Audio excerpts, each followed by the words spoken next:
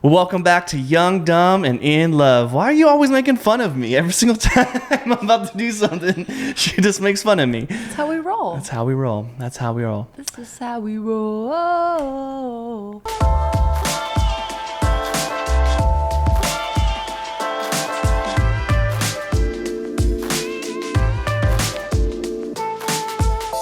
So you may notice, you may not. I mean, I don't know.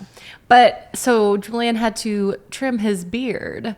You know, and like there's just certain things that are like your trademark. You know, like Julian's beard is a trademark.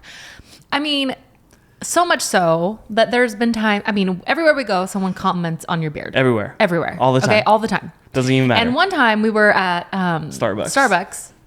And we're sitting in the drive-thru. So, you know, he's driving and then I'm sitting next to him. And he is like so pissed. He's like, this guy is checking you out. And he has the audacity to check you out. Your husband is right here. This is ridiculous. I want to say something to him. And I was like, babe, it's not a big deal. Just get our coffee. I don't think he's checking me out. And Julian's like, no, he's totally checking you out. I mean, like hardcore, Yeah. like. So the guy opens the window to give us our coffee. And he's like, dude, your beard is so legit. And I was like, see, he wasn't checking me out. He was checking you out. So I would say most of the time, Julian's the one getting checked out. Yeah. Well, not me, my beard. That's by men. it. And when we go to Chick-fil-A here, there's one guy, he every always single time talks about your beard. Yeah, like, every he single has a nice time. Beard. So anyway, he trimmed his beard, his trademark. And I have this, I can't unsee it. And so I'm going to have him put up can you do like a side-by-side? I think he looks like a sloth when he doesn't have his beard. I love sloths. I mean, he's very cute, but I totally think he looks like the sloth from Zootopia, Dash, right? His name's Dash or Cash? Cash. Turn to the side. It's the side. Now make a very good sloth face. Anyway, and I mean, a sloth kind of can describe some of your characteristics. How dare you? Anyway, so. Are you saying I'm slow? No, I'm just kidding. Oh, gosh. Anyway, so welcome back to Young, Dumb, and in Love. We are so excited that you joined us, and we're looking forward to unpacking some more baggage this week. Yes. Yeah. And trust me, I have a lot of baggage to unpack. So wow. We can talk about this for weeks. Let me pull up my notes of all the things you did. No, I'm just kidding. Yeah. So I was thinking the other day, I love to take these long walks by myself. They're my own romantic walks. Yep. Well, with the dogs.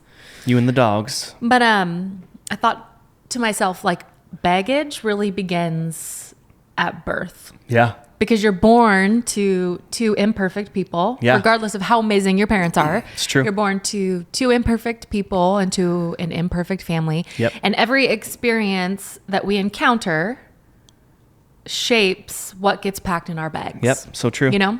So I think oftentimes we don't really think that, man, our bags we've been adding baggage to our bags for such a long time. Yeah, to the bags and we it were can born be with. stuff that like you don't even know will be baggage. Like when you're a kid, you're like, it's not a big deal. It's not a big deal. That doesn't even bother me. That's not a big deal. And then one day you have an encounter or an experience with someone and this like reaction comes out of you and you are like, whoa, where did that come from?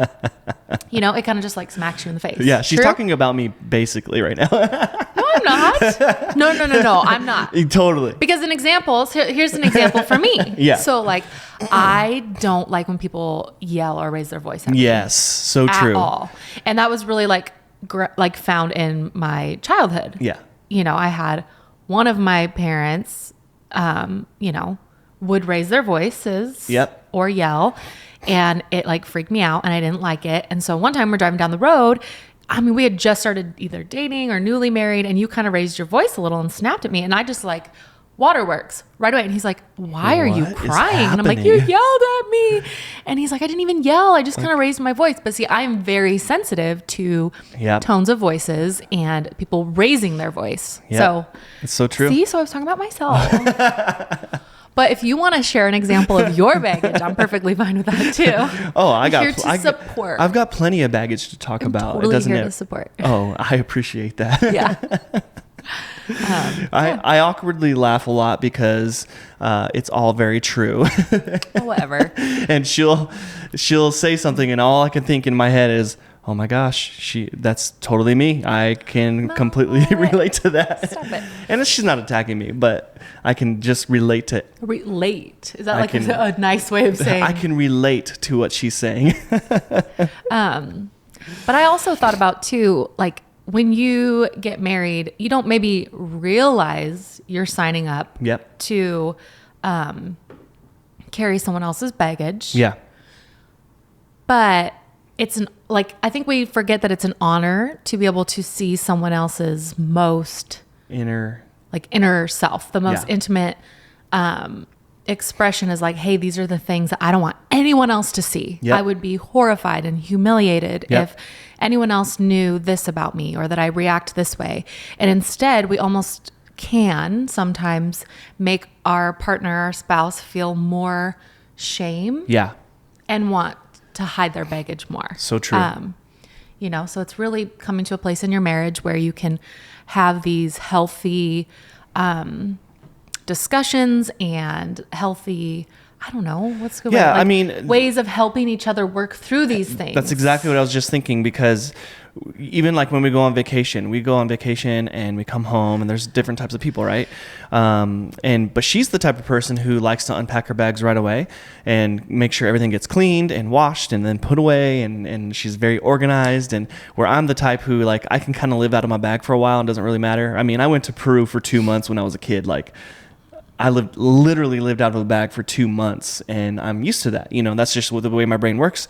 But it's just funny because as she's saying that, I'm thinking, man, like when we're unpacking our bags, when we have baggage and we're unpacking it with each other, it's so cool when you have a relationship that you can do it together. And as you're taking it out, it might stink and it might have foul smell to it, and it might be dirty, and it might be this and it might be that. But it's cool when you have a spouse that is patient enough to understand and to look at that with you and say, hey, it's okay. Like, we're going to get this clean. We're going to wash this, and we're going to put it in its proper place. And we're going to make sure that this baggage that you have is cleaned and put in a place where you can live a healthy life, And so as you're talking, I'm seeing this picture of us just unpacking my bag and you holding up this ugly, dirty shirt that's been rolled through the mud, and you're going, it's okay. Yeah. We have laundry detergent, and we can put it in there, and it's going to make it clean again, and you're going to be okay, and this bag will be empty, and we'll put it away. And I don't know, it's just a beautiful picture that I see for a healthy marriage when you can look at each other and work through your baggage together. Yeah. Well, I think it kind of even so that, and then also with that example, like there are two types of people. Like you kind of would rather leave it in. I just don't only take it out if you need it. If I need it, yeah. And that's kind of how you would approach. That's how I would approach life. Like baggage, like things that hurt you or bother you. You're like, why would I go get it and take it out and pay attention to it if when I don't it's have perfectly to? fine? It's fine in the bag, zipped and locked. Yeah, nobody. And I really am the person who's like, let's just get it all out and let's deal with it because I don't want to deal with it. So it's almost, there's like two ways you can use it as an example. Yep. It's like, I'm like, let's get it all out, clean it and get it done. And because I'm more of like maybe a box checker type person. You're a box checker, you know? And so I'm a creative. Just kind of like, it's true. It's cool, man. Let's just like go with the flow. And like you're like a sloth. And you're like, so like a sloth. Yes, like a sloth. Like a sloth. I'm just gonna hang by the tree upside down. It's good, man. The sun's shining. We're good. We'll worry about it later. Yeah. Okay, and I so do I am not a like sloth. to operate that way. No, we are so opposite from each other. Yes. But one of the things we wanted to share this week that we all hope is helpful. I mean, it was helpful for us. So. It was helpful for us. So when we were in college, there was a book that we were assigned to read. And you're like, oh, okay, I got to read another book. But this one had like such a great example. I mean, even 16 years later, we still use this and we go back to it and we use it. And it's been so key and so foundational for us. And it's from a book called The DNA of Relationships by Gary Smalley. And I got to be honest, Shout out Gary Smalley. I haven't even taken the book out. Oh, sorry. Well, hopefully it was taken. I haven't read the book in a really long time, but I've been planning on reading it and looking at it again. But in it, he talks about something called the fear dance. And how we often find ourselves entangled in it ever so easily. Okay. So this is kind of how it goes. So if you can picture this, and Julian, maybe you can like put up something or whatever, put it in the comments.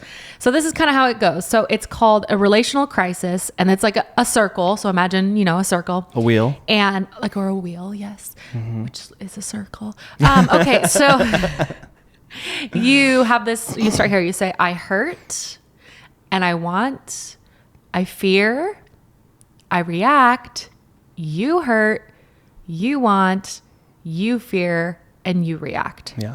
And so it talks a lot about how it's just, like you said, like a wheel, is that you get stuck in this, like this fear dance, and you're constantly going around and round and around. And really there's these things that each of us is like, we have core fears. Now you may not just have one core fear, but for example, like for me, I fear being out of control and not having like security and safety. Yeah. And so anytime that anything happens in our life, in our relationship, our surroundings, whatever it may be, I can find myself caught up in this fear dance, and then I bring him into it. And then we're both kind of just in this vicious circle. So the sooner you can identify this cycle, the easier it is, I think, to navigate your relationships. So true. You have anything to add? Yeah, no, that's so good. And I think honestly, a lot of relationships, this right here is why you feel like you can't move forward. Yeah. Like you can't continue to grow and move forward from where you're at because you're caught in this cycle of the fear dance. And for us, we've gotten to that point, like she said, where we can identify it right away. Sometimes it might take a day or two, but there's something going on. We'll just be like, one of us at some point will be like, hey, what's actually happening right now? Yeah. Because I don't feel like what you're mad or what you're freaking out or why you're sad, I don't feel like that's the actual issue. There's got to be something else. And because we're thinking, okay, let's go to the actual issue, we're able to conquer it faster and better.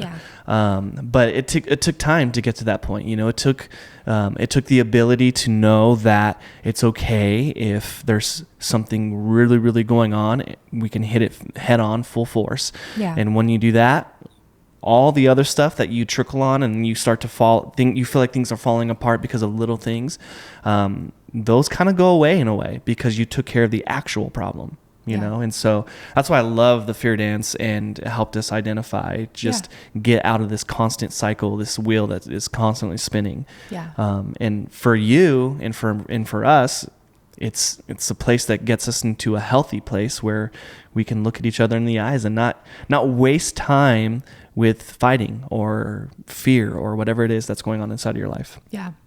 Well, I think oftentimes too, like it can be something small or it can be something big. And so it's just really learning how to work through that together. You know, I mean, it might be as small as like, and this is not to be offensive. No, you're great.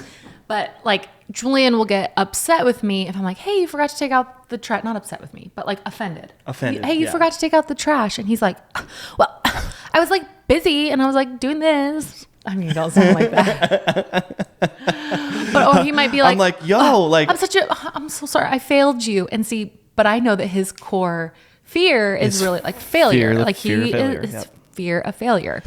And so for him, like him not taking out the trash, I'm just like, hey, the trash stinks. The trash needs to go out. I'm not like mad, but like, can you take out or the trash? dog poop in the backyard? Yeah. Or but then he's like, I'm such a failure. So it's really learning even these like tiny quirks about each other. You know? So that when I approach it, I'm like, hey babe, like, do you think if you get a chance today, you could pick up the dog poop because there's kind of a lot out there, you know? Yeah. Or would you need me to do that? Because I can totally do that today if you're really busy. Which is awesome. And that's literally happened one time where she actually had to do it because I was sick. Yeah. But she's willing and she's able, you know? So, and then it could be like, you know, really big or deep baggage where, you know, like for me, I was caught up in this fear dance and we were for years, and mine required, you know, therapy, medication, you know, counseling. Yeah. And so it can be just such an array of things, but it oftentimes comes from like this very core hurt or want or fear. And when you can really identify those, it really helps get out of this hamster wheel that you can get caught up in. Yep. You know, because maybe you're reacting out of hurt. You're reacting out of a want. Like, I want attention, so I'm reacting out of that. Or I am afraid of this, you know? So it's really just identifying that. And what I love about this journey that you can go on together is you also can go on it on your own. Yeah. Like, you can learn so much about yourself. Like, man, when I'm upset about this, I react this way. That's not really doing anyone any favors. Yeah, nobody. You know, when I'm anxious, like, I react unhealthy. Yeah. You know, for sure. And so since I've learned that, I can kind of walk it back and be more self-aware, which helps my husband, which helps my daughters, which helps any of my friends, clients, family, you know, anybody. Yeah. Well, and I mean, I think for baggage too, the other thing is it is messy. It is. It's messy. It's so messy. It and stinks. having someone look in your bag and go, oh my goodness, can be really embarrassing. For sure. And really humbling. Well, and the other thing too with it being messy is like you sometimes don't even realize how messy it really is or how bad it stinks because you ever like get used to a smell. Yeah. And say like, for instance, we go on vacation and there's clothes that we don't wear and they stayed in the bag, but they were in the room, right? Or they were in the environment. Yeah. We bring it home and the bag's been closed for a while. We think no big deal. Like, those are clean. We kept them separate from the dirties and all this stuff. And then you open your bag and you're like, what is that smell? Like, what did that even come from? You don't realize it because you're in the environment so much and you're so deep in it that you get used to what your environment is and what you're going through. And that's why a lot of people don't take care of their baggage, is because they get used to their environment. They get comfortable in their environment. And then when you get married, you blend your two cultures or your two lives and you put them together. I'm telling you right now, if you are getting married, you're going to have a rude awakening because that person is going to see all the things that you have. Yeah. And if you've been married for a while, you know this, that you have seen all the things that your person has. And whether it stinks or it's good, you see it all. And it's something that you have to deal with head on. And so for me, I'm grateful to have someone who's so open and honest and ready to hit things full force, because it's forced me to get to a place where I can deal with my baggage right away. And she'll just be like, hey, what's the actual issue? I think that's what I keep coming back to. Yeah. What is the actual issue? And if I go back in my mind and think it through, it always has to do with something that's in my bag and that I've been carrying around for years that I didn't even realize was baggage, you know? Yeah. And so what that has done for us, it's caused us to pull it out, clean it, and get it healthy again, you know? No, that's so good. Well, and I think if you can, even like using these really simple, like, tools to kind of identify it. And the one thing I always, I want to be careful is I don't want to be a victim of these things. Yeah. What I want to do is I want to overcome them and then have them not affect my relationships anymore. Yep. And, so I'd never want to see someone start to dig through these things and then be like, oh no, I didn't know all this was there. Yeah. But it's kind of just beginning the identification process and then trying to work through it, and let your spouse know, hey, like, I'm really going to be working on this. For sure. I really want to work on this, or whatever it may be. Because you drag people in with you accidentally and, or you put it on your kids. And I think that was kind of even a big thing once we had kids, once we had our daughter, our oldest. So 10 years ago, it was like all of a sudden it's a whole nother level of baggage, like another onion peel type thing. Like, you're like, oh my goodness, if I'm like this and then they end up like this, I don't want that for them. So then you're like, we need to identify some of that. That has been So it's stressing you out right now? That's been like one of the realest things for me. Like, No, it's true. Like our oldest daughter, there's things I see in her and she'll do something and I'm like, it drives me nuts because I know that's exactly how I was, or something. And I'm like, oh my gosh, I get it now. Like so many times stuff will happen. And what this is it's a layer that's being peeled back in my own life again. Yeah. Now I'm like, I cannot let her do this. Like I have to help her identify these things and push her forward. And it's me identifying it in her is like pulling teeth sometimes. And I get it because she's like me. She doesn't want negativity. She doesn't want, when I say negativity, any feeling that is negative or doesn't feel good. Or I don't like that feeling. Yeah. And at that age, when someone would tell me like call me out, oh man, my defense would go up so fast and like, what are you talking about? And I see that in her and I'm like, oh Jesus, help me, Lord. I feel like this is my fault and I did this, but I think the most important thing is that I can see that. And so I'm going to do everything that I can to help her walk this journey of being just like her daddy. Because she is just like me and it scares the heck out of me.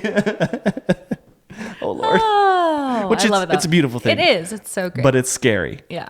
Okay. So again, we'll put about the fear dance in whatever you do. Yeah. Work your magic. I just show up.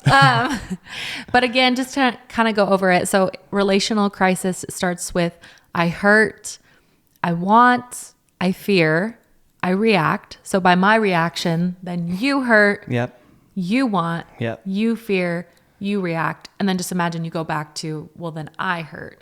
And I think if we all kind of took a second and stood back, we'd go, yeah, I have found myself in that cycle, whether in your marriage, as a parent, with other relationships, where you just have to take a step back and go, whoa, okay, I'm hurting, so I'm doing this, or I have this fear, so I'm doing this. I have this want, so I'm doing this, and then I'm reacting and I'm hurting everyone around me. And so just kind of identifying that and starting to think through that. And then I think as we go forward with talking about baggage, we'll talk about like, okay, now that I've identified my baggage, how do I work through it in a healthy way without having a bunch of collateral damage around me, So good. Yeah. And we'll link the book. It's a really good book. You should read it. We'll link that in the comments below. And then just make sure that as you're doing this, that as you identify it in yourself, that you're okay with identify. You need to come to a place where you're going to go, I'm going to be okay with identifying these things in my life. And you have to mentally prepare yourself to say, yes, I'm going to identify what's actually going on in my life. So, well, and I think too, whenever we want to do, like as a husband or wife or whatever, like if I'm having this exciting, like I'm doing this and I love like finding all this stuff out about me, you have to be really careful not to be like, so you ready to talk about why you are doing that? Or like, so I think oftentimes we can almost bring offense to our spouse by being like, I think you're afraid of this and that's why you're doing this. So just when you're approaching it, approach it in such a gentle, like, hey, I've decided to do this and I've recognized this in myself. So I'm going to be working on it. And I just want to let you know that. That doesn't necessarily mean you need to like shove it down their throat. You don't want to do that. Which can be hard and something I learned like early on in marriage. I mean, probably like 2 years ago. It's fine. But just that giving you space to come to that in your own time. Well, and you're showing me the positive of what's happening in your life as you identify these things. And for me, that makes me go, maybe it is working. Maybe I should do that too. She's being so much nicer. This is working. Maybe I should give that a shot. We'll make sure to link the book below. And thank you so much for joining us. We can't wait to see you next time. Make sure you like, comment, and subscribe to our channel. Like, comment, and subscribe to our channel.